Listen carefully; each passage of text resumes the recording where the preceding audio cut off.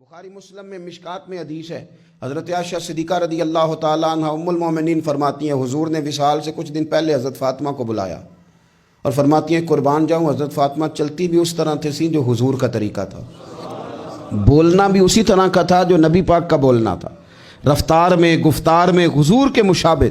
وہ تشریف لائیں، حضور نے قریب بٹھایا اور کان میں راز کی بات کی۔ اس کا مطلب ہے کچھ باتیں بیٹیوں سے بھی راز کی کر لینی چاہیے۔ بھائی آپ غور کریں گے اور سمجھیں گے کہ بیٹی سے بھی کبھی کوئی راز کی بات کر لیں۔ حضور نے بلایا اور پھر کان میں کو بات کی، کان میں نبی پاک صلی اللہ علیہ وسلم نے، تو حضرت فاطمہ رونے لگی۔ پھر حضور نے کان میں کو بات کی تو مسکرانے لگی۔ حضور تشریف لے گئے، سیدہ عائشہ صدیقہ رضی اللہ تعالیٰ عنہ فرماتی ہے میں نے حضرت فاطمہ الزہرا سے کہا کہ فاطمہ کیا کہا حضور نے؟ تو فرمانے لگی میرا اور میرے نبی پاک کا راز ہے، آپ کو میں کیوں بتاؤں؟ تو حضرت سیدہ عائشہ صدیقہ کہتی ہیں میں خاموش ہو گئی۔ کچھ دنوں کے بعد حضور کا وصال ہو گیا، سرکار نے وصال فرمایا تو کچھ دن گزرے تو میں نے کہا فاطمہ میرا تم پر حق ہے، میں تمہاری ماں ہوں، میرا حق ہے، اس حق کی وجہ سے میں کہتی ہوں مجھے وہ بتا دو وہ کیا بات تھی کہ پہلے تم روئی پھر تم ہنسی؟ تو میں نے کہا حقیقتوں سے آگاہ کریں۔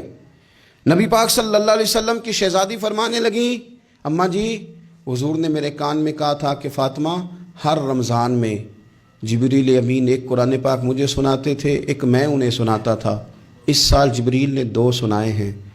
فاطمہ مجھے لگتا ہے تیرے باپ کے جانے کا وقت آ گیا ہے، اب میری رخصتی ہے، مصیبت آئے تو صبر کرنا، مشکل پڑے تو حوصلہ کرنا، اپنے آپ کو اپنے رب کریم کے سپرد رکھنا۔